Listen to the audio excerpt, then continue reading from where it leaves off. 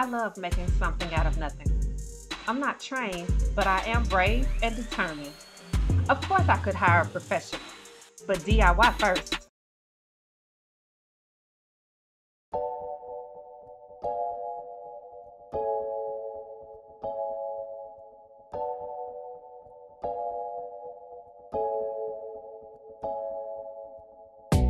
Hey y'all, welcome back to my channel. Today we are tackling cabinet doors and a DIY spice rack.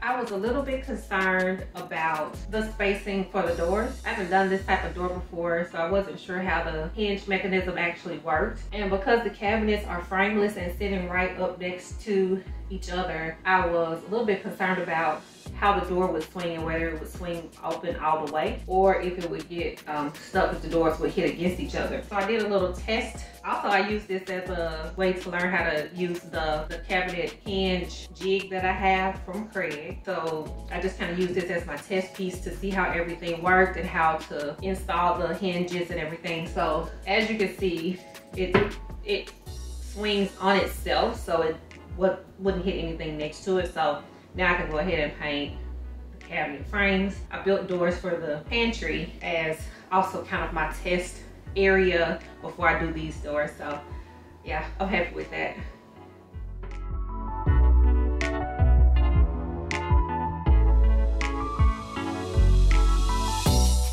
I decided to do flat panel doors because I felt like it would give it a more modern look, but also it's the simplest type of door I can do. And as I've been saying, I gave myself a time limit to get this done. So I kind of needed to do something that was pretty efficient to do. So all I did was cut the wood down, and then I cut it down to the size of the full opening, and then I cut that in half down to the final width. As I said in the last episode, if I were to do this project again, I would have invested in better quality plywood. This plywood required quite a bit of filling, at least on one side, to fill in holes and cracks that were there. Better quality plywood probably would not have had all of that. And here I'm edge banding. Edge banding is not one of my favorite things, and I think that's why you normally see me use a premium wood filler to fill in the edges of plywood. But since these are the doors, I wanted to make sure they had a nice, even finish and that it was also durable. This is iron-on edge banding, so basically you just iron it on, and then I took a scrap piece of wood to press it down.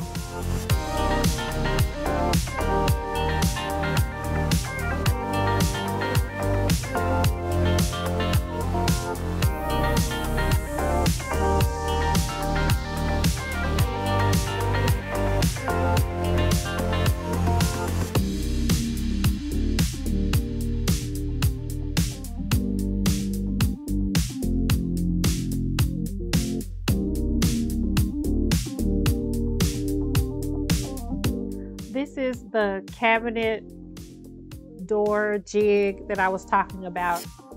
It's made for the European style hinges, and it's really simple to use. I really like it. I mean, it's kind of a no-brainer. Takes the guesswork out of everything.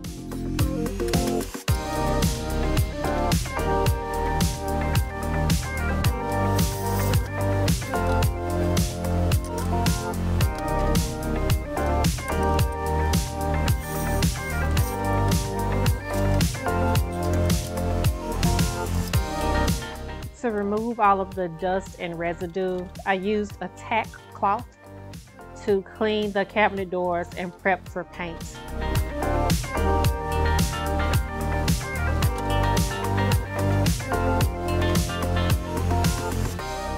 I'm using a Kiehl's primer It's supposed to be stain blocking so that the tendons from the wood don't bleed through.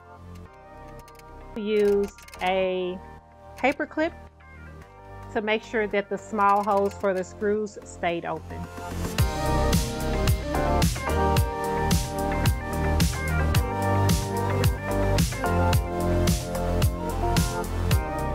I labeled each door and I wrote in the hinge hole to make sure I put them back where they belong. That'll be covered up by the hinge itself. And this is the paint color, which is origami white, which is the same as the cabinets, of course.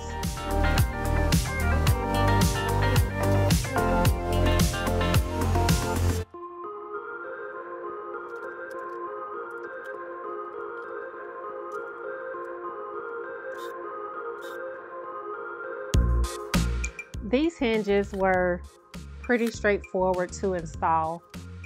They are adjustable, so I was able to do some micro adjustments to the doors, but this particular door actually did not get cut right, and this is where I'm just realizing it. It's too short and too skinny, and those gaps are not supposed to be there.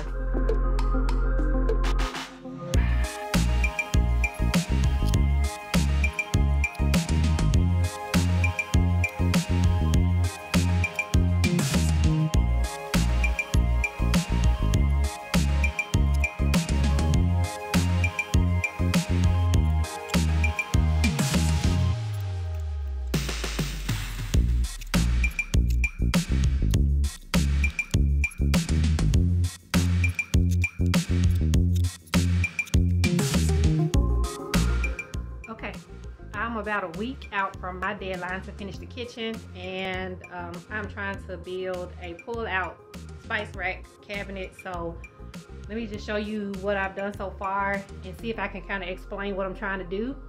Hopefully it'll work out okay. We'll see.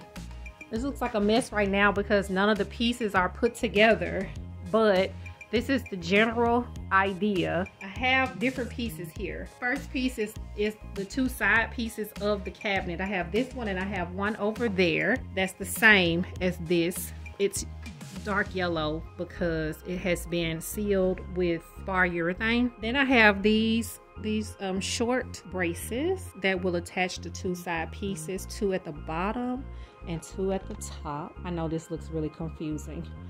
Anyway, two at the bottom and two at the top. So those 4 braces and the 2 backer pieces will make the carcass of the cabinet. And all of the rest of this is the rack itself. So I have, let me take this off. Everything's probably gonna fall apart, but I have these pieces with the drawer slides attached. Now these ideally would be the right width for what I'm doing, but they are about 1 inch or 1.5 inches too short. So what I'm going to do is attach these to the braces on the top and the bottom of the spice rack. And then the actual rack are these 2 side pieces, this top piece, 2 shelves, and then the bottom piece. So top piece, 2 shelves, bottom, 2 sides, put it all together, and it should be something like a spice rack that can pull out from here. So on this piece is where I will attach the drawer front and handle. Will attach to that. It's a little wider so I can screw into it. Also for the shelves, because the side pieces are taller than the actual shelves, I'll be able to run a rod. I can run a rod in front of the shelf, just like a dowel. I'll just get it like a wooden dowel and run it across both sides of each shelf and across the bottom to hold things in place. And in my mind, this should work. So I don't know how good of a job I did with explaining that. I have had some anxiety about this project, so I've been procrastinating, but my deadline is coming. I'm hosting people for Thanksgiving, so I really need to get this done. So I think that's what I'm going to do. So I'm going to go ahead and put it together and we will see how it turns out. And if it sucks, then I'll just scrap it and do something else. But I think this is going to work. In my head anyway, it should work.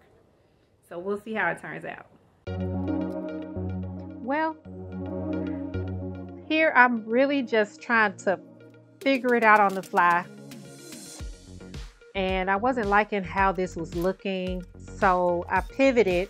I decided to get rid of the brace pieces and to use the pieces with the hinge attached as the bottom and top of the cabinet.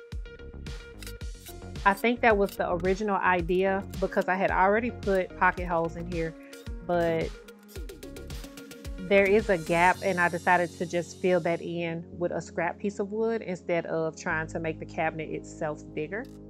That worked out much better.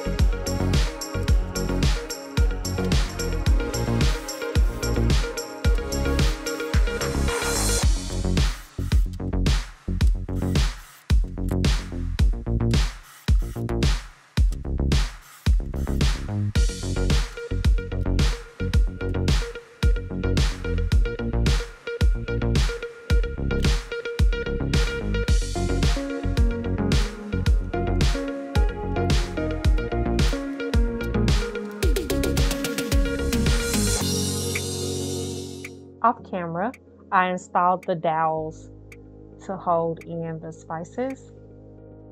I just drilled some holes in the side and beat the wood into place. It worked out pretty good.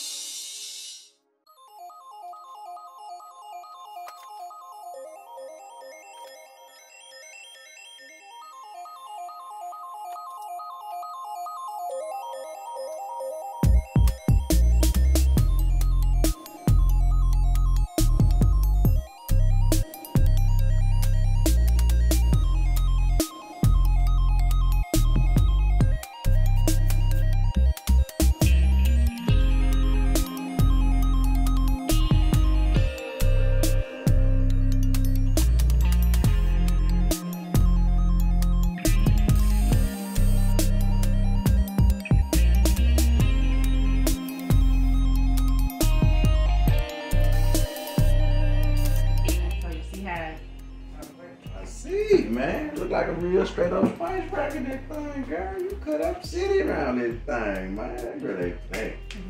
They play. They ain't playing, cut up city. I need the bottom one a little bit wider or something. Hopefully stuff like that. Yes. That don't fit. Yeah, it's big enough for the small one. Man, that is brilliant, bro. That's brilliant. That is brilliant. Well, I'm glad you like it though. That make me feel good. Love it, man. Yeah. Like I especially really since you're the one that cook. Really love you it. need to, because you would cook in the house, so I want you to be happy and, you know, feel like, feel empowered to cook more things. Oh, don't worry.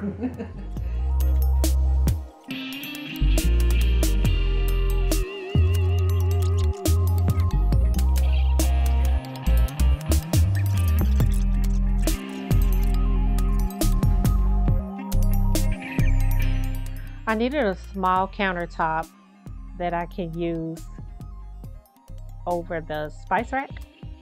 So these little small chunks of wood are going to be the countertop. I'm making them the same way I made the big countertop, which is just to glue and pocket screw the pieces together. I did need to check to make sure I was putting pocket holes on the right side and not the side I wanted to show.